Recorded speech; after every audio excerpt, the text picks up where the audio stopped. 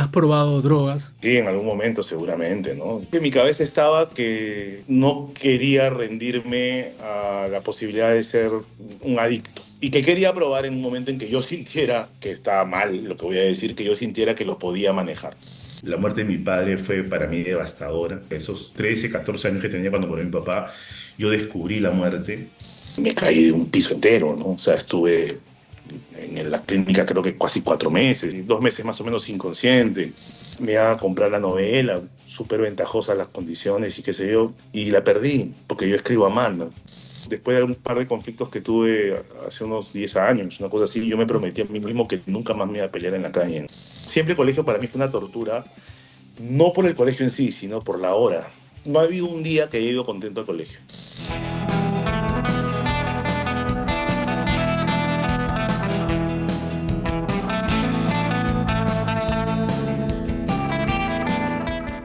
Aldo, ¿cómo estás? Un gustazo, bienvenido al programa.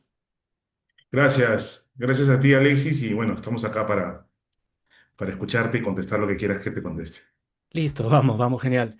Mira, en la obra teatral Un misterio, una pasión, hay un momento bastante rompedor y chocante. Cuando Percy mata a Carlos a cuchillazos y mientras lo clava, mientras lo hace, llora, grita, está como loco. ¿Tenías clara esa escena o te costó escribirla? Sí, Misterio fue una obra que tiene, digamos, hechos reales y otros hechos que se han ficcionado a favor de dramatizar y conseguir un producto que diga lo que queríamos decir. Y esa escena en específico era una escena difícil de escribir y difícil de imaginar después en el teatro, ¿no? O sea, quizás si lo hubiera pensado para audiovisual, lo hubiera escrito de otra manera, pero en el teatro era complicada, era una escena muy retadora en la que la espiral de violencia se lo termina devorando a Misterio y mientras él ataca, sumado al hecho de la relación con su hermana, eh, comienza un poco a decir y a desvariar y a salir un espíritu absolutamente violento. Entonces, sí, es una escena complicada desde el momento en que decidí escribirla hasta cuando la montábamos y la veíamos, el público se quedaba petrificado, no sabía cómo reaccionar y era un poco lo que nosotros queríamos, ¿no? Que entendamos que la violencia a veces no tiene explicación, o sea, los momentos más altos de violencia de un ser humano, llámese por ejemplo una guerra, no hay forma de justificarlo con palabras. Es básicamente el peor instinto que podemos tener. A veces es un instinto de conservación, pero a veces es un instinto simplemente destructor y que necesita esa forma de expresión. Por eso la pusimos así, la escena, ¿no?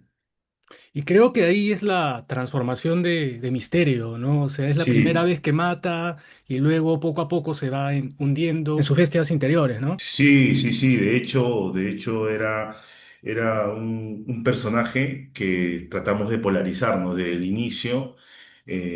Una persona, digamos, normal, con un fanatismo particular, pero finalmente normal, entre lo que te pide un poco la sociedad. Y a partir de algunos hechos, Misterio se va yendo cada vez más al fondo de sí mismo. Y de ahí ya no puede ni siquiera sostener los vínculos de amor, de amistad, de familia que tenía al inicio de la obra, ¿no? Y de eso trata un poco la obra, ¿no? De mostrar lo peligrosa, lo complicada que puede ser a veces la violencia, sobre todo en jóvenes que todavía no están del todo formados, ¿no? Bueno, como nos comentabas, claro, tú has un poco dramatizado, pero el personaje Misterio, o sea, Percy, eh, estaba tan dañado, tan afectado, perturbado como el misterio de tu ficción. La primera imagen que tengo yo de Misterio es cuando lo veía yo, cuando yo iba al estadio, ¿no? Y era un personaje con muchísimo carisma, con muchísima ascendencia sobre los demás, un líder, ¿no? Un líder natural, ¿no? O sea, una persona que la gente seguía sin preguntarse mucho por qué. Yo habría intercambiado 2 o 3 veces con él, hemos hablado, yo era muy chico, era muy joven, iba al estadio con un carnet de prensa porque estaba practicando en un programa de radio. Y en algún momento, o sea, lo miraba y decía, es un personaje muy rico para poder escribir algo sobre él. Luego, años después, cuando Misterio muere de la manera trágica en que lo hacen, eh, comienza a estar en mi cabeza la idea de escribir una obra de teatro sobre él. Y en ese momento, digamos que mi carrera teatral venía bastante bien, venía de ganar algunos premios de dramaturgia, algunos premios escénicos. Y cuando yo mostré el primer texto sobre él, todo mi entorno y también mis profesores y todo me decían, no escribas esta obra o no la presentes. Y yo decía, ¿por qué no? Y creo que eso generó una terquedad en mí que dije, la voy a hacer yo. O sea, la voy a hacer yo, la voy a dirigir yo. No sé cómo la voy a producir porque no teníamos ni un sol. Y lo logramos hacer. Y creo que la obra generó en la gente un montón de cosas. Era hablar de alguna manera a partir de mi vivencia de hincha, de universitario, pero era hablar sobre el Perú. Era hablar sobre los jóvenes que no tienen oportunidades, a los que no se les entrega oportunidades y que encuentran en este tipo de hermandades, a veces muy violentas, una plataforma de realización. Y es que ahí existen, ahí son respetados, ahí son queridos de alguna manera. Y en la obra, por todo lo que hicimos, por cómo la escribí, por cómo se comportó el elenco y todo, era un grito, ¿no? Era, lo veo a los años y claro, todo lo que hicimos en el montaje era como un grito desesperado, y quizás por eso funcionó tanto y fue tanta gente a ver la obra, ¿no? Claro, y fue de ya los años a la distancia un punto de quiebre, o sea, una obra tan demoledora. O sea, en esos años se había hecho algo similar o que se acercara por la violencia, la fuerza, los personajes, ¿no? Tiene mucha calle también. La gente que ha visto la obra y que es de generaciones mayores a mí me dicen que sí, que no, que había sido una experiencia que así nomás no recordaban en el teatro, ¿no? Era una obra además con el lenguaje absolutamente de calle, 20 actores en escena, eh, las broncas que hacíamos en escena siempre terminábamos con un golpe porque ni siquiera hicimos lucha escénica. Yo no quería, yo quería que esté lo más cerca posible a una bronca callejera, entonces pues, los puñetes pasaban muy cerca y a veces te caía, pues, ¿no?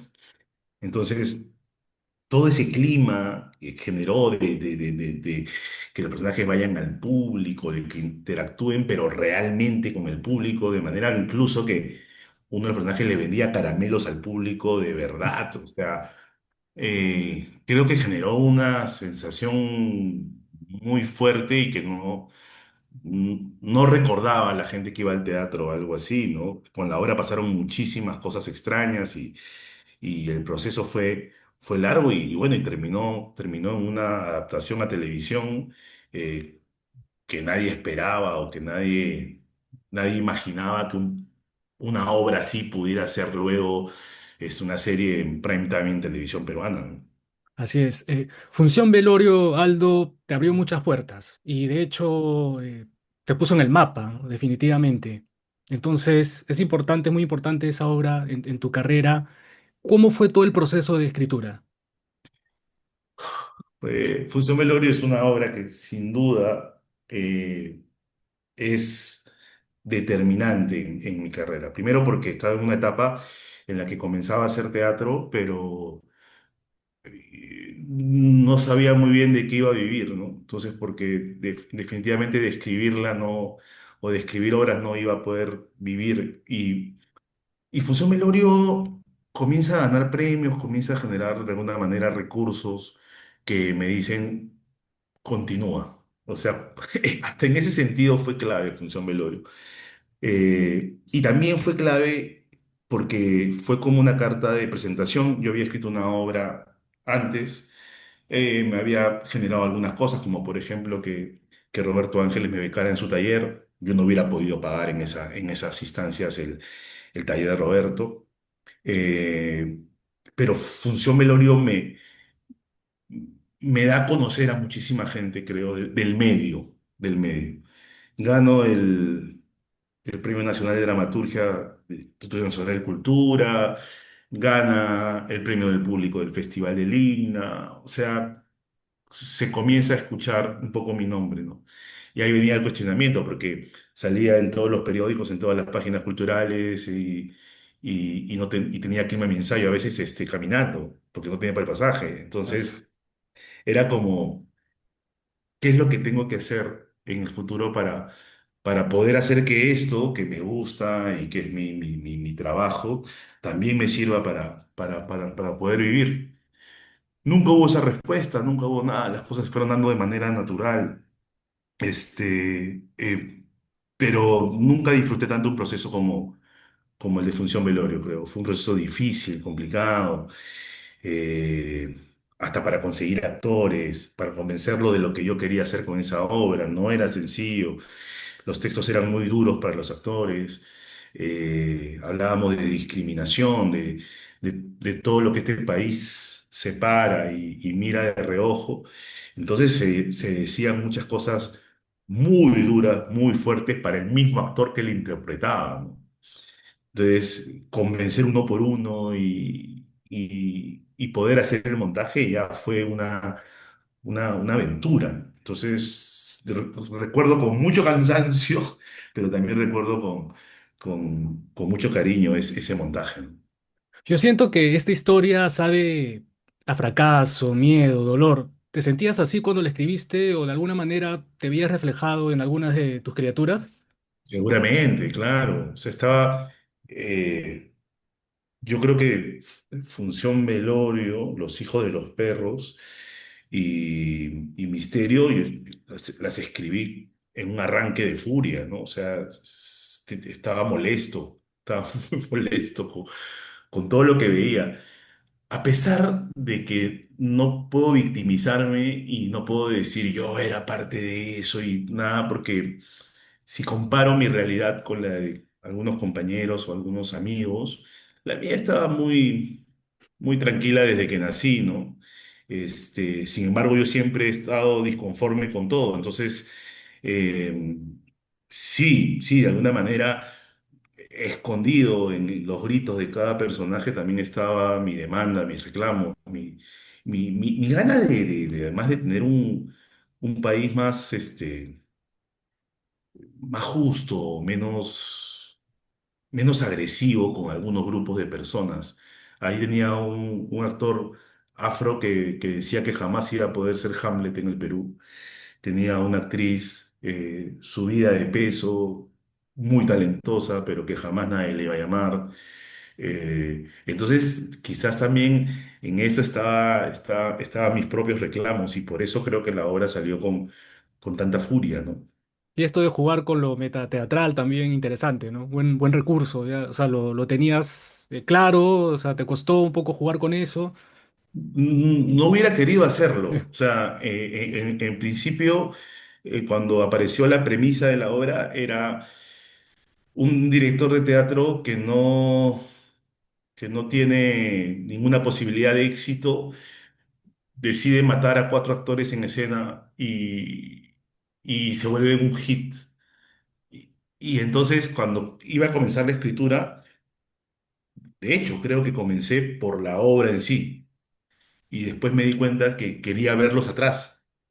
Me di cuenta Mm. después y ahí se vuelve más, digamos, metateatral, ¿no? Porque vemos todo el proceso de ensayos, el proceso de convocatoria, entramos a la obra y salimos, sí, pero no creo que no fue deliberado. Ahora, un poco como hay esa crítica feroz, juegas también con el humor negro, pero como te digo, a mí me impactó mucho, ¿no? O sea, tiene ese aroma de miedo, soledad, de la vida dura que puede ser la vida del artista. ¿A ti alguna vez te humillaron, te trataron mal precisamente por ser artista? No, no, podría decirlo, no creo que me hayan humillado, pero sí puede ser que te miren desde otro lugar, ¿no? O sea, como si ser artista fuera ser fácil o vago. o es muy sencillo, o no sabes nada de nada, entonces por lo tanto no puedes intervenir en una opinión, por ejemplo, sobre el país en la que parece tener más validez la opinión de un ingeniero, ¿no? O sea, entonces eso sí me ha parecido gracioso porque yo siento que el hecho de ser actor, el hecho de hacer teatro, nunca me va a hacer más que nadie. Pero también tengo clarísimo que tampoco me hace menos que nadie, que soy un ciudadano que escogió esto. Yo escogí esto porque me permite contar historias y me encanta contar historias. Eh, y sí he sentido ese rechazo, ese desdén, esa mirada. Humillación, para ser honesto, no me ha pasado al menos. Más No, como un ninguneo en todo caso sería, ¿no? sí, es ¿Ya? eso, ese ninguneo, es como que lo tuyo cualquiera lo hace, ¿no? O sea, es bien sencillo. A ver, yo también podría escribir una historia y pararme en el escenario, ¿no? Entonces, me da ganas de decirle, hazlo, a Claro. ver si sale, ¿no? Y Yo cuando ya creo que empiezas, está. cuando ya empiezas, digamos, a conseguir cosas, a resaltar, esa misma gente a veces, o sea, es curioso, ¿no? De repente, oye, no, yo sí confiaba en ti, ¿no? O sea, yo sí Ah, creía. no, claro, claro, claro, todos me descubrieron. Este, sí, claro, eso sucede. Pero como te digo, yo siempre, desde que soy niño, a pesar de que no es que yo vengo de una familia, pues, millonarios, ni mucho menos, ¿no? Pero, carajo, en el Perú soy un absoluto privilegiado. O sea, desde niño hasta que me fui de mi casa, al menos, he comido 3 veces al día, estaba en un colegio privado. O sea, tenía agua caliente para bañarme. O sea, no quejarme y decir, no, yo la sufrí, yo la pasé mal y crear una fábula sobre eso para que tus logros parezcan más vistosos, me parece una trampa a tu propio trabajo, ¿no? No, yo no tuve esas dificultades y por suerte encontré en el teatro y en ese espacio un medio de expresión porque me encantaba contar historias. Lo hubiera podido contar desde otro lugar, quizás, de la narrativa, pero creo que algo que me fascinaba del teatro era escribir y después, con el proceso, ver que están ahí al frente, los personajes vivos, sudando, matándose, llorando, gritando de dolor. Y eso era una experiencia que no me daba otro medio de expresión y por eso escogí esto, ¿no? Pero, digamos, con todas las complicaciones, en esa época el teatro tenía la acogida que tiene el teatro ahora. O sea, No, dedicarse, no. decidir ser artista, vivir del teatro, era un salto al vacío, como una especie de un salto al vacío, pero te ganó el fuego, las ganas de contar historias. Siempre va a ser un salto al vacío. O sea, ahora yo con los chicos más jóvenes que hacen teatro y que me toca dirigirlos, los he escuchado, pues no hay media sala y se pucha, hay media sala llena, ¿no? En nuestras épocas, o sea, iban 7 personas, 6 personas. Y yo me trataba de rebelar contra eso, entonces yo siempre que he hecho un montaje, atormento a los productores y me atormento a mí mismo para ir a donde sea a conseguir público, que creo que no sirve de nada hacer tu montaje si lo van a ver tus amigos, ¿no? Trato de que venga público, es más, me encanta el público que no ha ido al teatro. Eso nos pasó mucho con Misterio, gente que no había ido una sola vez al teatro, fue a verla 3 o 4 veces, y ese era mi objetivo y eso es lo que yo quiero. Yo hablo con mis actores, siempre hablo de que tenemos que hacer una temporada y mi sueño es poder hacer una temporada súper exitosa, que todos ganen mucha plata, que nos vaya muy bien, qué sé yo, para poder llevar la obra a lugares donde no hay teatro y donde la puedan ver gratis, ¿no? Ese sería para mí el objetivo máximo, ¿no? Que alguien que no ve teatro pueda pararse y decir, no es aburrido, no es cansado, es más paja que ir al cine, quizás. A mí me Pero, encanta el cine, a mí me encanta el cine, sí. pero, No, claro. pero, sí, pero, o sea, ver a la gente mirando así por un momento en silencio, durante 2 horas se suspende el mundo y estás creyéndote todo lo que pasa adelante, es algo sin precio, ¿no? Pero ¿cómo hacías ahora que cuentas que era muy difícil llevar a gente, a público, digamos, cautivo en esa época? ¿Te alcanzaba? ¿Cómo hacías con el tema del dinero, lo económico, para Por, poder por, hacer tu vida? no, o sea, no sabes cómo nos movíamos. O sea, antes de comenzar la temporada hayamos visitado 40 colegios vendiéndole la obra, diciéndole que vayan los profesores iban a ver función velorio. Lamentablemente mis obras no eran como para que vaya a un colegio de tercero de media, ¿no? Entonces nos movíamos un montón, ¿no? Nosotros mismos, los actores, volanteábamos en las calles para que la gente vaya a ver nuestra obra, o sea, nos sacábamos el ancho y hoy que es otro momento, igual hay que trabajar, ahora hay que trabajar con las redes, hay que hacer cosas. Me he visto haciendo cosas en las redes que yo las odio, pero hay que hacerlo porque ¿cuál es el objetivo? Que te vea la mayor cantidad de gente posible, que tú logres lo que has querido con ese montaje en específico. Algunos montajes tú quieres que la gente salga y esté molesta y discuta, otros quieres simplemente que sea un montaje comercial donde la gente vaya, se mate de risa y la disfrute y por un momento se olvide de los problemas que tiene. Cada montaje tendrá un objetivo específico y tratas de conseguirlo. Y yo sí soy muy obstinado con eso. Quizás por eso es que las obras en las que yo me he visto involucrado, generalmente debo agradecer que nos ha ido más o menos bien, bien, diría yo, porque contagio un poco ese espíritu de traer gente al teatro, no esperar que venga. Así es. Ahora, la muerte aparece mucho, mucho en tu obra, está muy Sí. presente. ¿Qué tanto te afectó la muerte de tu papá y si influyó en tu escritura? Seguramente, seguramente. Una vez un dramaturgo me dijo, tienes que escribir una obra en que nadie muera. Y no recuerdo si he escrito una en que nadie muera. La muerte para mí es un misterio absoluto. La muerte de mi padre fue para mí devastadora. Eh, yo prácticamente diría que a esos 13 14 años que tenía cuando murió mi papá, yo descubrí la muerte o me di cuenta de que existía y que era real. No se había muerto nadie cercano a mí. Escuchaba siempre, se murió tal, pero me parecía como que era eh, una fantasía de los adultos. Y cuando murió mi papá, no supe ni siquiera cómo manejarlo, ¿no? O sea, no lloré, o sea, no fui al velorio. Recién fui, creo, al entierro. Y no entendía nada. Y yo durante años pensé que era una farsa, que mi papá estaba vivo. O sea, me ha pasado cosas espantosas como 2 años después ir caminando por la calle y ver un autobús y pensar que mi papá estaba dentro y perseguir ese autobús, ¿no? O sea, sí, fue muy duro. La muerte es algo que todavía no logro entender del todo.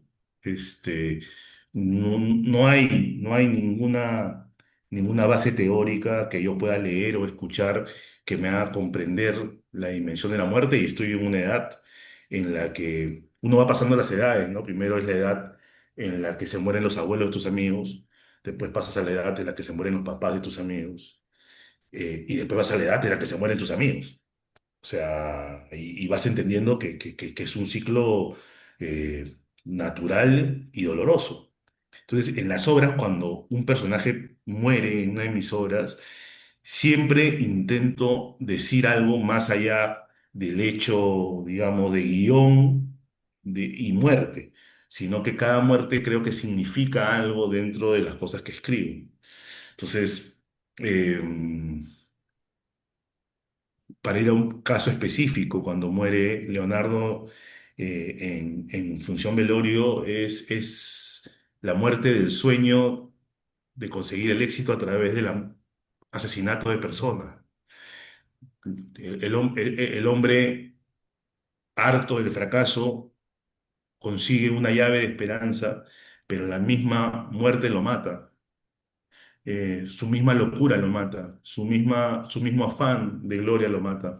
Entonces, cada muerte en la que escribo tiene que ver, y seguramente tiene que ver con lo que me pasó cuando murió mi papá, ¿no? Ahora, poco a poco, que se ha ido muriendo gente cercana a mí, o igual, es la misma sensación, es la sensación de ese vacío en el que no entiendo nada. O sea, no llego a entender nada. Y creo que eso me va a acompañar cada vez que escriba algo, cuando tenga ganas de escribir, ¿no? ¿Y escribiste un monólogo sobre él, como imaginando lo que habría dicho tu papá antes de morir y lo practicabas y ensayabas en secreto? No, pero sí en una obra que he hecho hace poco, que se llama Un maldito secreto, uso algunas cosas que me pasaron en uno de los monólogos de uno de los personajes. Bien. Y salió y cuando lo veía en la función, decía, ¿por qué has escrito eso? Si te está golpeando, te está haciendo un poco de daño. Y lo miraba y decía, bueno, tenía que sacarlo, tenía que decirlo, tenía que escribirlo. No le conté ni al actor que tenía que ver con mi papá. Eh, pero es eso, ¿no? O sea, creo que escribir teatro es un poco eso, ¿no? Es queriendo o no, siendo de manera voluntaria o no, te estás escarbando las tripas, ¿no? Cuando escribes algo que quieres escribir, ¿no? Cuando escribes algo por encargo es diferente, cuando escribes algo con un objetivo es diferente, ¿no? Pero cuando escribes una obra que la escribes porque la quieres escribir, no sabes si la va a ir a ver alguien o le va a interesar a alguien, y tú la escribes desde ti mismo, es inevitable que no abras el pecho así y que salga algo que es totalmente tuyo, ¿no? Y cuéntanos alguna experiencia, momento inolvidable que viviste con él. Con mi viejo. Mi papá era un tipo súper callado, ¿no?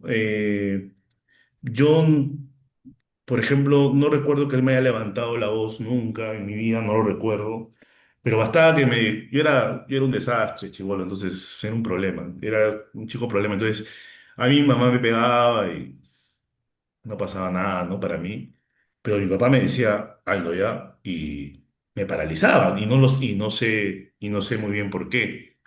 Creo que le tenía muchísimo respeto, a pesar de que no teníamos esa cuestión fluida de hablar, de contarnos cosas, de decirnos cosas. Eh, y creo que era porque admiraba su generosidad. O sea, yo recuerdo a mi papá tener broncas legendarias con mi mamá por llegar sin zapatos y porque se los había regalado un mendigo. Mm, Y, mira, y no era que nos sobrara, o sea, mi papá y mi mamá llegaban para pagar los colegios y quedaba un poquito. O sea, yo no tuve oportunidad de hacer unas vacaciones en otro país con mis papás, nada de eso. No, nos daba para lo justo, ¿no? Entonces, para mi mamá era increíble que mi papá hiciera este tipo de cosas. Mi papá era un ingeniero químico con un puestazo en la empresa en la que trabajaba y a la vez era el presidente del sindicato. O sea, era una cuestión casi con conflicto de intereses, ¿no? Este, entonces era un tipo muy, muy generoso y dentro todos decían que mi papá era tacaño, todos los hermanos, y era porque él no hacía gastos que le parecieran torpes. O sea, él nunca se iba a comprar una gran casaca ni nada por el estilo o gastar en un trago caro, ¿no? Lo poco que le sobraba, él intentaba ayudar a la gente. Y yo lo veía y a veces me desconcertaba porque había escuchado en la mesa de que vamos a ir a tal lado, no, no tenemos plata, ¿no? Decía mi papá. Entonces, y ahí me decía, ¿para qué vamos a ir allá? Vamos a gastar. No sé qué. Ya, está bien, no hay problema, ¿no? O sea, no me hacía mucho ruido porque yo quería jugar fútbol todo el día en el barrio. Y en eso lo vi en la calle, comprándole algo a un señor que estaba en la calle o a un niño que estaba en la calle. Y te decía, ¿cómo que no tenía, no entendía nada? claro. Pero me quedaba callado, no decía nada, evidentemente, ¿no? Entonces yo decía, por dentro decía, mi papá no está tacaño, mi papá es generoso, solo que era generoso con los demás y no con él. ¿Y hacías deporte con él? ¿Jugaban? ¿Le gustaba el fútbol? Poco, poco. O sea, yo estaba tan enfermo con el fútbol que ya hartaba a todos. Ya. Entonces, de vez en cuando mi papá jugaba conmigo, pero era un tipo muy serio. Entonces, jugaba, íbamos al parque, jugaba conmigo, qué sé yo, pero no era un tipo con el que fuese divertidísimo ir a jugar, ¿no? No era el papá, porque yo estaba feliz de jugar con él, pero no. O sea, yo prefería evidentemente jugar con pares y jugar un partido de fútbol, ¿no? ¿Y qué es lo que más extrañas de él? Vamos con... De mi viejo creo que extraño su serenidad, su tranquilidad para enfrentar los problemas, ¿no?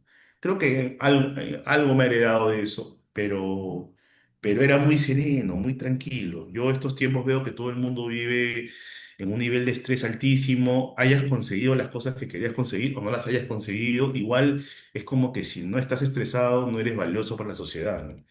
Entonces, yo a veces tengo cargas muy altas de estrés porque se me juntan los trabajos y trato de recordar cómo era él cuando estaba con problemas de verdad mucho más graves que los míos. Entonces, eso extraño su tranquilidad para gestionar los problemas y los conflictos que tenía con mi hermano en ese momento. O sea, era un tipo súper sereno, muy inteligente para tomar decisiones, ¿no? Y decisiones que algunas eran malas para él, pero que estaban de acuerdo a sus pensamientos y a lo que él creía, ¿no? ¿Y pasa que sueñas con él? No, no sueño mucho en realidad con personas en concreto. A veces aparece un sueño seguramente con él o con mi mamá, ¿no? Pero no es algo que... Mis sueños son súper intensos por momentos y después se rompe con un absurdo total. Entonces Ujú. pasan, y me acuerdo de algunos y de otros no. Y no le he dado mucha importancia en general a lo que sueño. O sea, muy Mejor. abstractos, digamos, no los recuerdas mucho, en todo caso. A Siempre, veces concretos, sí. pero se rompen de una Ya. manera, o sea, sale mi mamá vestida de pájaro y digo, ah, ya, eso no es un sueño, ¿no? Entonces, no, lo que sí me ha pasado es cuando he estado muy metido en el trabajo y estoy escribiendo algo, o estoy en pleno proceso, digamos, creativo, de gestión de algún proyecto, en el sueño aparecen cosas y Ya. me despierto y digo, he soñado esto y, esto puede ser. Eso sí me pasa. Mm. Eso sí me Claro. pasa y creo que es porque estoy tan obsesionado a veces con lo que hago por momentos que, que ni siquiera descanso cuando duermo. Entonces se aparece una imagen valiosa para lo que voy a hacer y por suerte la recuerdo, ¿no? Y eso sí me ayuda, pero después que me ponga a soñar, cosas, no me pasa mucho. ¿Y se puede llegar a superar algo así, una pérdida tan importante? ¿O simplemente sobrellevarlo, lidiar No, no con se eso? puede, no se puede. Quizás otros puedan, yo no. O Ya. sea, yo no lo he superado nunca. Vivo con eso y me acomodo a eso y de ahí me imagino qué pasaría en esta situación si hubiese estado mi papá o no, pero yo no creo que lo haya superado. Todo lo contrario, está ahí, está instalado ahí y seguramente se quedará conmigo hasta que muera. Y la única manera un poco de sobrellevar es precisamente tu arte, la escritura, la chamba, ¿no? O sea, soltar cosas, exorcizar todo lo que uno tiene. Puede ser, no lo sé, no lo sé si es que eso me ayuda o me mete más al problema. Sí sé que cuando a veces he tenido mucho trabajo, no me permite pensar en nada, ¿no?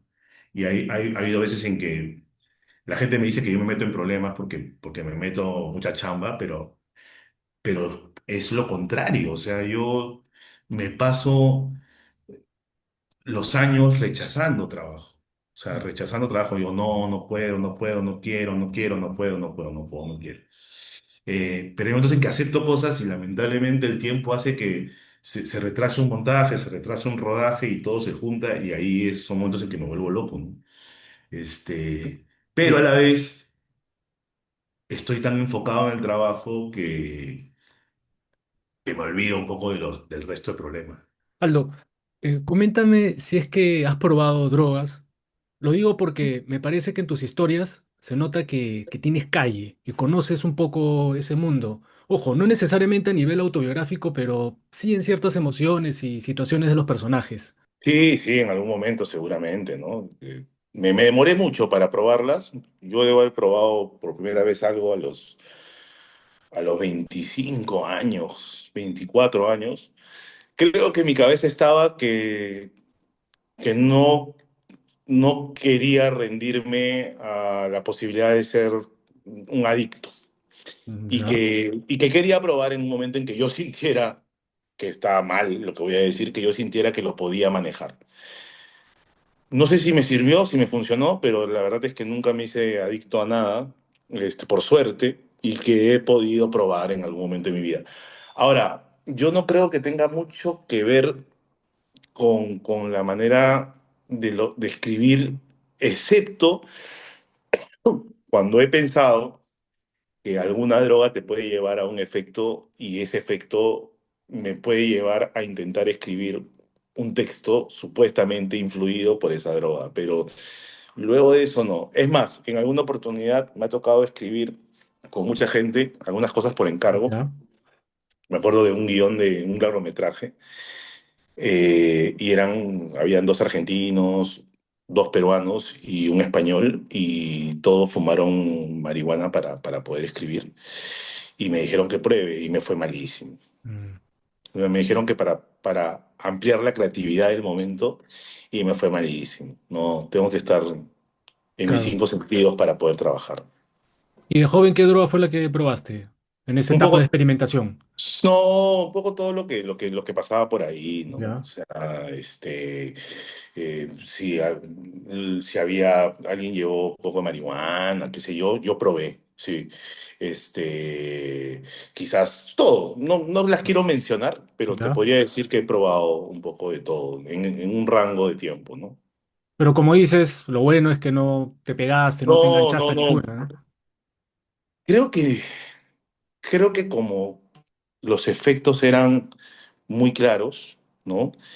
Eh, y yo siempre he sido consciente de que el único capital que tengo, yo no heredé nada de mi padre, entonces lo único capital que tengo era mi trabajo y que yo sentía que cualquier abuso de una sustancia, incluso en algún momento el alcohol, este, podría lesionar mi capacidad de trabajo. Entonces creo que eso fue lo que me cuidó, más allá de que me gustaba ahí salir, jugar, estar con la gente, siempre, ya a partir de un momento, yo cuando, por ejemplo, estoy tomando unos tragos y siento que ya llegó el campanazo, de que estoy más o menos picado, yo zafo.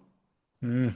O sea, ya no, creo que no me permito llegar un poquito más allá y creo porque estoy cuidando que lo que me da de comer, ¿no? Que es mi cuerpo. Ah, ya, pero ¿sabes por eso? No porque de repente te pongas bravo, qué sé yo, o sea, tengas malas borracheras, no por eso. Ah, El sí, o alcohol. sea, por ejemplo, hay licores que no tomo, ¿no? O sea, a esta edad Ya. yo me puedo tomar una cerveza, me tomo cerveza, tomo whisky, ahora me ha comenzado a gustar tomar un gin, tonic, qué sé yo, pero ya no tomo ron, porque me trae recuerdos de momentos en que por ahí me ponía un poco violento. Mm. Entonces, ¿para qué? Lo evito. Ah, pero es un mundo muy descarnado, crudo y bestial, duro, y lo has retratado muy bien, ¿no? Por eso te pregunto, y lo has Sí, retratado de una manera muy natural, o sea, escenas del Tyson, ¿no? Del Freeman, o sea, que golpean, te sacuden. he estado muy cerca. O sea, he estado muy cerca. He sido como un espectador de primera fila de situaciones muy duras. O sea, yo desde chico, quizás por el colegio y todo, o sea, yo podía pasar un fin de semana en la casa del hijo del ministro o del hijo del diplomático extranjero que vivía en el país y el sábado estaba jugando pelota con los malandros del barrio. Mm. Entonces, me permitía mirar de manera, y siempre he sido alguien que se detiene mucho a observar. Entonces, cuando tenía que escribir diálogos que tenían que ver con esta cosa de calle, medio brava, medio picante, yo ya lo había escuchado. Entonces ya lo había escuchado y se había quedado registrado en mi cabeza, ¿no? Y trataba de que eso no me contagie para no tener una voz que no era la mía, ni que no era ni la de acá, ni la de acá. Quería tener mi propia voz y utilizar mi propio lenguaje, pero sí era muy consciente de lo que estaba escuchando, ¿no? Así es. ¿Y cómo eras en el colegio? O sea, chacotero, palomía o tímido. ¿Qué No, sí, recuerdas? me divertía mucho, o sea, con el grupo de compañeros que tenía, era jodido. Durante mucho tiempo además sacaba muy buenas notas, ¿no? O sea, no era un problema, digamos, en lo académico para mí, en el colegio. Pero siempre el colegio para mí fue una tortura, no por el colegio en sí, sino por la hora. O sea, yo he sufrido esos 11 años, los... no ha habido un día que haya ido contento al colegio. Mm. Yo le pedía, le rogaba a mi mamá que me cambie la tarde. O sea, no soy diurno para nada. Me cuesta muchísimo prender la máquina en la mañana. Ya. Y había que levantarse 6:30 de la mañana y bañarse a esa hora y salir al colegio.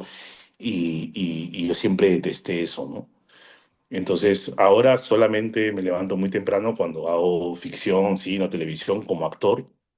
Y bueno, te citan temprano y hay que estar temprano, pero siempre ha sido algo que, fue como un trauma durante los 11 años de colegio, la despertada. Pero ya desde niño, o sea, ¿te acostabas tarde o tenías ese problema que... No, tenía un problema serio, no sé cómo lo he solucionado con los años, no sé, poco a poco, ¿no? O sea, pero no puedo, o sea, me cuesta, no, no es mi horario. La gente dice, él duerme un montón, y no duermo un montón. O sea, me levanto a las 11 de la mañana, pero me duermo a las 4, ¿no? Entonces, llego de trabajar, llego de hacer televisión, todo excitado por las luces, la bulla, qué sé yo, y lo primero que llego es echarme en la cama y prender para ver alguna serie o algo que ha quedado pendiente por ahí, ¿no? Y ahora, por esos años, ¿eras de los que hacían bullying o protegías o cuidabas a los que los agarraban de punto? Era una mezcla perversa, ¿no? O sea, sí, a veces la presión social hacía que sea muy, que participe de esta joda tan enclavada en nuestro concepto masculino de esas épocas, ¿no? Y era jodido, pero a veces también defendía mucho a los compañeros, a veces también me han jodido a mí los más grandes. Yo medía 1,50 m en el colegio Mm, hasta quinto de media, entonces ya. tenía que defenderme también. Sí, he estado creo que en varios lugares, pero donde me he sentido yo más yo era cuando me atrevía a oponerme a la dinámica que se estaba generando, ¿no? Entonces, sí, en tiempos, yo veo a mis hijos ahora y no hay eso, es otro tipo de bullying, un poco otros tiempos, ¿no? Yo te hablaba con amigos, amigas de mi hija y decían que el bullying ahora es, todos se ponen de acuerdo para no darle like a uno y el otro sufre porque no le dan like, ¿no? En nuestras épocas era los golpes, ¿no? ¿Y te mechaste en algún momento? ¿Tuviste que pelearte Mucho, para defenderte el caballero? mucho, mucho, mucho. Me he peleado mucho. Tanto así que yo, después de un par de conflictos que tuve hace unos 10 años, una cosa así, yo me prometí a mí mismo que nunca más me iba a pelear en la calle, ¿no? Y no porque yo sea un gran peleador, ojo, ¿ah? O sea, pero, o sea, si tú me pones a quien sea, yo me voy a pelear igual si es que si ya me nublé. Este, pero me di cuenta que no resuelve nada, no arregla nada. Generalmente empeora las cosas. Entonces, no tiene sentido ponerse en riesgo. Y además, una cosa es que te pelees después a los 20 años en la calle y otra es que a los 40 ya pareces un imbécil, ¿no? Entonces, sí, o sea, ya pelearte porque hay tráfico y saliste del carro y pelearte ya es medio absurdo, ¿no? Entonces, yo mismo me prometí no volver a explotar y a trabajar mi ira de otra manera, ¿no? Sí. Pero a veces es inevitable, ¿no? Estamos en tiempos donde la gente anda muy saltona, irritable, mucha violencia en la calle. Es complicado. No recuerdo un tiempo en el que la gente esté más exasperada que en estos años. O sea, no recuerdo. Siempre ha habido problemas, siempre te puedes discutir con alguien, pero ahora la gente se pelea y discute por todo y es terrible. O sea, dices, ¿qué es lo que pasa, no? Y generalmente nunca termina en contacto físico, termina en insultos que además tienen que ver Mm. con temas raciales, con temas sociales. O sea, sí, yo le he bajado un poco a eso. He tratado de trabajar un poquito en mi ira, ¿no? Y manejarla de otra manera. Incluso pues, yo juego fútbol todos los sábados y a veces en los partidos se dan situaciones un poco violentas y me sorprendí a mí mismo yo tratando de controlarlas más bien, ¿no? Ya. Ahora, tuviste un accidente bien, bien feo y te golpeaste la cabeza. ¿Qué pasó ahí? Ujú. Me caí de una manera súper absurda. El colegio, yo estudié en el colegio Champañá de Miraflores, donde el segundo piso es los pisos de antes, ¿no? Súper altos. Y yo era brigadier en esa época, pero era un brigadier que no, o sea, raro, ¿no? Era un brigadier que tenía amigos, entonces no, Claro. jamás hubiera acusado a alguien, qué sé yo. Y vi a dos amigos peleándose y antes que lo vea, fui hacia ellos para decirles que lo dejen de hacer, que se separen, que venía la gente de disciplina. Y por esquivar un puñete de uno de ellos hacia el otro, me voy para atrás y me caigo. Y, y me caí de un piso entero, ¿no? O sea, estuve en la clínica creo que casi 4 meses, dos Aso. meses, aquí nomás déjalo, Santi, 2 meses más o menos inconsciente. O sea, eh, terminé el año rindiendo exámenes en la clínica. Eh, la promoción, mis compañeros de promoción, una de las bromas recurrentes era de que, ¿para qué te recuperaste? Ya teníamos nombre de la promo. Eh, o sea, sí, fue un momento complicado, difícil, ¿no? Lo más difícil fue para mi madre, porque mi papá había fallecido un año y medio antes, entonces imagínate, se le iba el esposo y el Aso. hijo, ¿no? Entonces, pero sí, me recuperé. Mi mamá siempre bromeaba que desde ahí comenzaron mis secuelas de locura, pero sí, volví y bueno, fuera de algunas cosas que me dijeron los médicos en ese momento, que fueron terroríficas, me decían que al cerebro lo protegen dos membranas líquidas que van muy rápido, pues yo ya había perdido una con el golpe, entonces ya no me podía golpear, así que me dijeron que no haga deporte decididamente.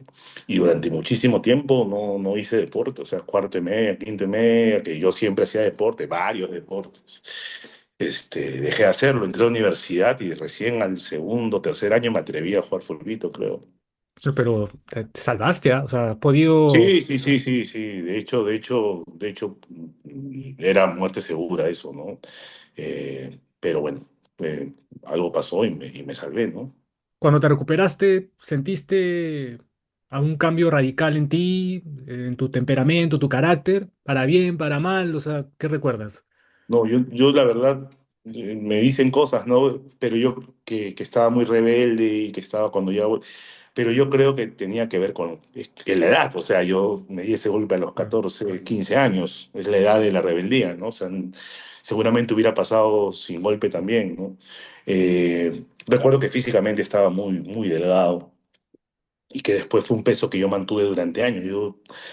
Yo pesaba 60 kilos cuando hice la Gran Sangre, Misterio, y ahora peso 84, ¿no? O sea, entonces, sí, hubo un cambio radical, digamos, físico, eh, pero no, yo, así que te diga que yo sentí que hubo un cambio, no. Sí, estuve malcriadísimo, me peleaba todo el día con mi mamá, pero yo creo que era la edad y que mi mamá pues siempre había sido súper estricta, súper restrictiva y bueno, un adolescente a esa edad se revela. Pero te picaban los pies, te costaba para hacer deporte, eras muy... Sí, claro, el primer año fue horrible, ¿no? El primer año fue horrible. Pero después poco a poco como que ya dije, ya pues, o sea, si es esto morir de la manera tan dramática que en ese momento lo dijeron los doctores, y me puedo golpear, me puedo caer, un cabezazo, qué sé yo, ya pues no juego, pues no, pero sí era duro, porque yo lo que más me alegraba en la vida en ese momento era hacer reporte, ¿no? Bien. Aldo, ¿cómo tomas las críticas? Por ejemplo, algunas de tus pelas o varias les han dado con palo. ¿Eso te jode? ¿Cómo lo tomas? No, porque las películas estaban mal, o sea, no me jode, yo si ahí tengo una deuda pendiente, mi trabajo es hacer una buena película, todavía no la he hecho.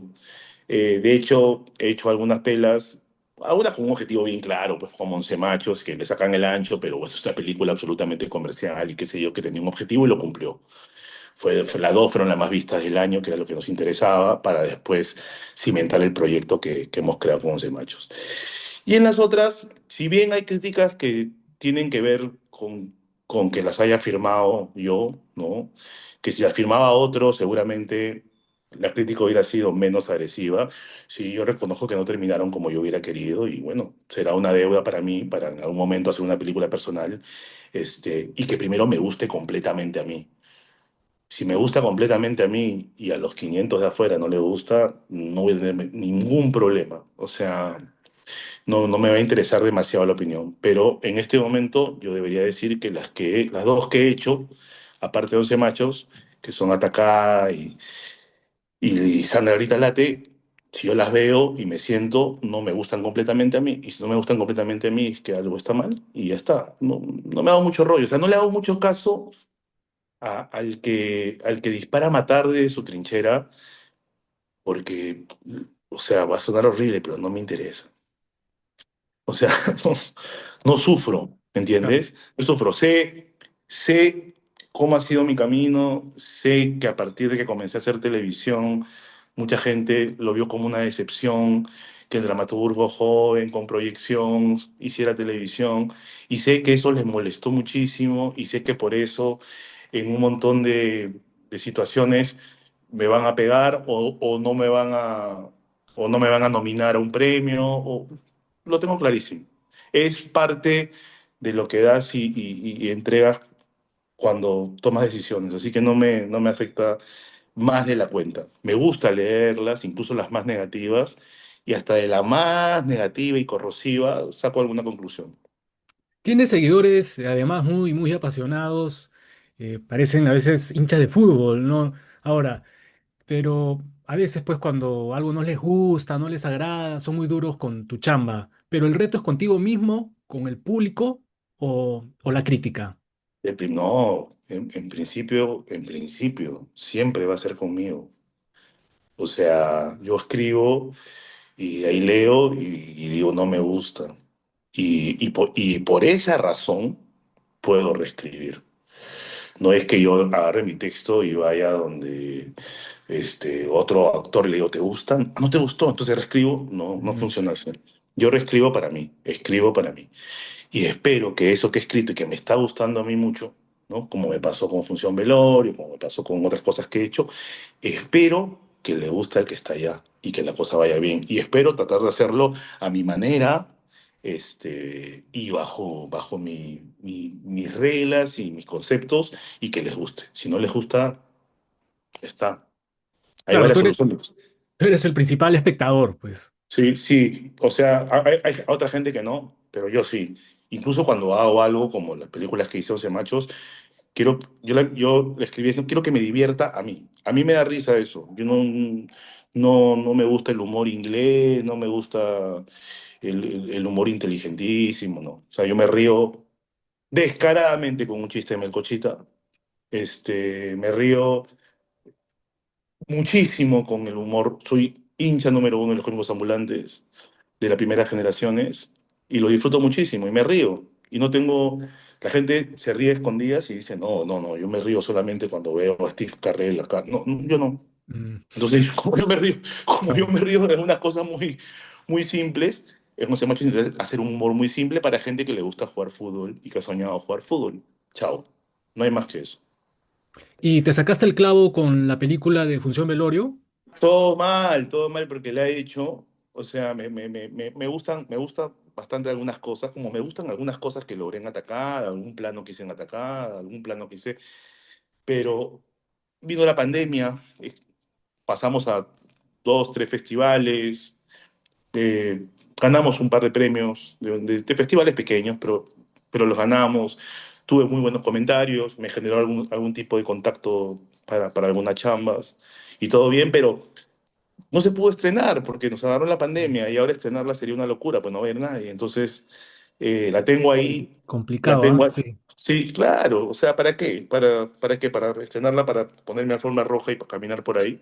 Y justo yo estaba averiguando para la entrevista y, claro, efectivamente la película nunca se estrenó, a pesar de No, que tuvo, o sea, tuvo acogida, ¿no? En ciertos festivales, en algunos festivales. sí, tuvimos nuestros festivalitos, horrible, porque era el festival y la premiación era por Zoom, o sea, era horrible, pero bueno, así es, y la tengo ahí y es un material que me sirvió de entrenamiento y seguramente ahorita ya tengo un par de ideas que no aparecían, porque no trato de forzarme a hacer, sino que quiero que aparezcan algunas ideas y han aparecido unas ideas para hacer una película que me interesa y bueno, ojalá ahí pueda ser una película que me siente a verla colorizar y diga, me gusta muchísimo. Pero, o sea, descartas que se estrene Está fuera de tus planes, que se puede estrenar acá en Perú. Sí, como un estreno comercial, así, Ya. no, quizás algún día con alumnos, ¿no? La estrene, la muestre, o la venda dentro de un paquete para una plataforma y se ve ahí, no lo sé, pero no es prioridad. Se hizo en un momento, hizo su carrerita Ya. y ya está, ya veremos qué pasa más adelante. Y estas cositas que nos comentas que más o menos te faltan para tratar de llegar al nivel que quieres, ¿puedes mencionar algunas? ¿Tiene que ver con lo complicado que es hacer también cine acá en nuestro país? Me falta paciencia. Es una virtud que no tengo y que no tengo muy instalada para hacer cine. Me falta paciencia, me falta eh, egoísmo también, si quieres, para conmigo. O sea, a veces pienso más en el equipo que en mí y creo que no es una buena medida y que a veces, y que ahora en un siguiente rodaje voy a ser más egoísta y voy a buscar mi toma y no pensar en que la gente se debe ir temprano, por ejemplo. Así suene terrible, pero es real. Me ha pasado mucho, ya está, sí, no estoy seguro yo, pero digo, ya está, y he podido buscar una mejor. Entonces, es aprendizaje, yo tuve muy claro por qué hice cada una de ellas, eh, y bueno, y como te dije, cuando arrancaste la pregunta, si las críticas me parecían justas o injustas, yo te podría decir que han sido críticas muy duras algunas, en algunos casos me parecen con nombre y apellido, que es pajísima eso también, porque habla de lo importante que puede ser para alguien. Entonces, sacarme el ancho ayuda a mucha gente, así que si les ayuda, bienvenido sea. Después me he encontrado con varios de los que me han pegado durísimo y diciéndome, no me pareció tan mala, pero no sé qué.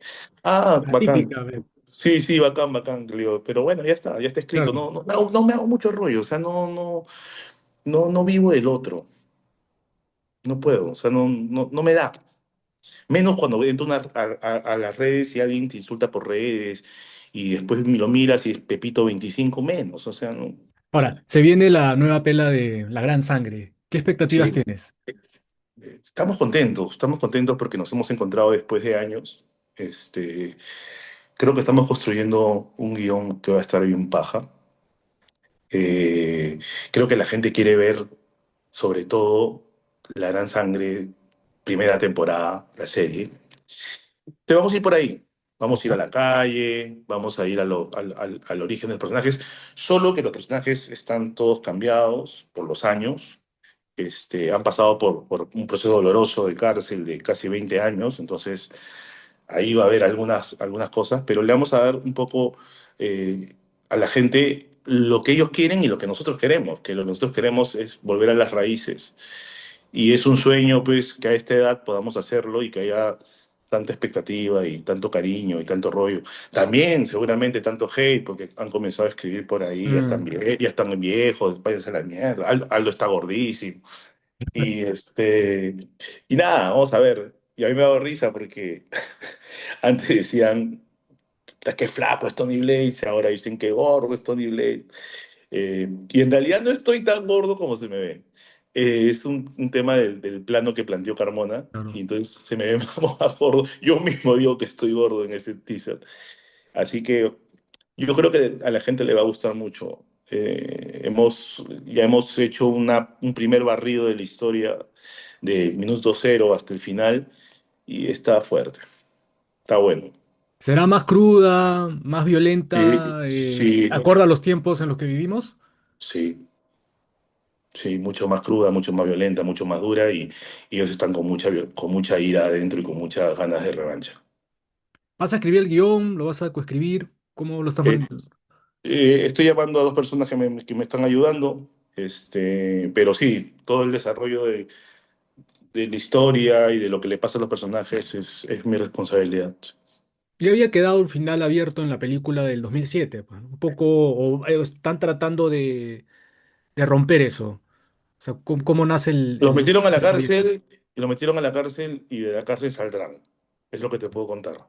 Ya. Y de la cárcel saldrán y saldrán a chambear, pero están con toda la ira de haber estado en la cárcel injustamente 20 años.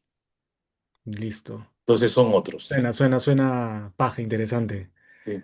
Y con los problemas del 2026. Claro. ¿Cuándo se estrenaría?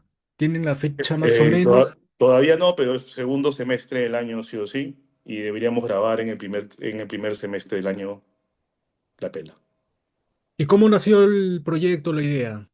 No, está hace años y Ujú. siempre nos hemos juntado en estos 20 años unas 7 veces para intentar hacerla y nunca se daba, por agenda sobre todo. Cuando Cachín podía, yo no podía. Cuando yo no quería, Cachín sí quería. Cuando Pietro se iba de viaje, no se podía, y estábamos jodidos, hasta que nos pusimos de acuerdo una vez. ¿Ya? Y incluso ya con todo, hemos hecho una pregunta con una encuestadora si es que tenía sentido hacer la película o no, todo el trabajo previo. Y vino la pandemia.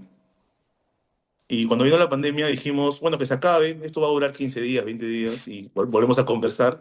Y pasaron 2 años, y ahí dijimos, ya fue, por algo pasó, ya fue. Y ahora volvemos a juntarnos a mitad de año y conversar sobre el tema, y todos coincidíamos en que si era el próximo año, todas las agendas coincidían, cada uno ha hecho su carrera y, bueno, tiene sus propias responsabilidades. Y se dio el espacio. Entonces íbamos a conversar en agosto, septiembre, para ya cerrar fechas y todo el rollo y comenzar con el tema del financiamiento. Y ahí me llamaron para una campaña para hacer imagen de Atlantic Poker. Y me pidieron hacer un video como Tony Blades, y yo nunca lo había hecho desde que dejamos de hacer la serie. Era la primera vez que hacía un video y era una frasecita y una cosita y nada más, ¿no? Y el video explotó mal y la gente se comenzó a emocionar y empezó a ver ¿Ya? la película y dijimos, bueno, vamos a trabajar. Y nos pusimos a trabajar y aquí estamos, ¿no? Aquí estamos con una micro campaña que hemos hecho, que significa poner 5 fotos y un teaser, y estamos listos para grabar. Ahora, ahorita, digamos, toda la garra, toda la fuerza o creatividad que tienes es más inclinado al cine. Sientes que en teatro ya, porque has ganado, has hecho varias cosas, quizás como dices, está pendiente, en deuda algo relacionado al cine, en guión y dirección. No, o sea, no es que sienta que haya ganado el teatro. Lo que pasa es que cada historia que cuentas se adapta mejor a un medio. O sea, si yo quisiera contar una historia X, es muy probable que es mejor que sea una serie de televisión a una obra de teatro que no voy a poder desarrollar de la misma manera. Entonces, en cuanto a lo que te dije, sí, me da ganas de hacer una película mía y poder competir y qué sé yo. Y ojalá se dé, ojalá me den los años y el tiempo. Pero no me apuro. Mm. O sea, tendrá que salir la historia y se va desarrollando en la cabeza el guión y cuando la tenga clarita, la armaré y después habrá que buscar la plata y todo el rollo. O sea, no estoy apurado por demostrarle nada a nadie, ¿no? Cuando se dé, se dará. Y esto del cine con la gran sangre se ha dado pues de una manera medio eh, natural, o sea, porque no hay un año en que un chico no me diga, Tony Blaze en la calle, una foto Tony Blaze, la gran sangre, que se cuiden los malditos, que se cuide tu mamá, entonces qué, papá, pipipi. Entonces, este, salió y ya está, pero tampoco era, tenemos que hacer la gran sangre, porque si no hacemos la gran sangre nos volvemos locos. No, si no se hace la gran sangre no pasa nada, pero se nos juntó el proyecto, la expectativa, las ganas de los tres, las ganas de meternos al rollo físico los tres, porque es bravo. ¿Ah? La gente lo ve y dice, ah, es fácil, ¿no? Es bravo. O sea, la escena que tú ves de una correteadera a un choro es la número 3, la toma 13. ¿Ah? Entonces hay que estar físicamente bien, hay que estar con ganas de cargar un fal o un arma que estás rodando y pesa 20 kilos. O sea, hay que estar con ganas. Y bueno, estamos con ganas. Estamos con ganas y se ha dado todo y Cachín está emocionado y Pietro está emocionado y grabar el teaser ha sido recordar cuánto nos reíamos cuando hacíamos esto y qué bien la pasábamos, ¿no? Y por suerte no hemos tenido un problema grave entre ninguno de los cuatro, ¿no? O sea, porque a lo mejor eso hubiera impedido, no sé, una super bronca, una pelea. No, Claro. no, hemos tenido diferencias evidentemente en el tiempo, pero cada quien ha sabido sostener su carrera y estamos ahorita con ganas de juntarnos de nuevo. ¿Y te interesaría escribir narrativa? ¿Has tanteado, has probado eso? Ese sí es un recontrapendiente que tengo, porque eso era lo que yo escribía cuando era chivolo, ¿no? Escribía mis cuentitos, tenía todo, tenía una novela que estaba bien avanzada y que querían publicarla después de lo que pasó con Misterio, el éxito editorial que tuvo Misterio en la Feria del Libro.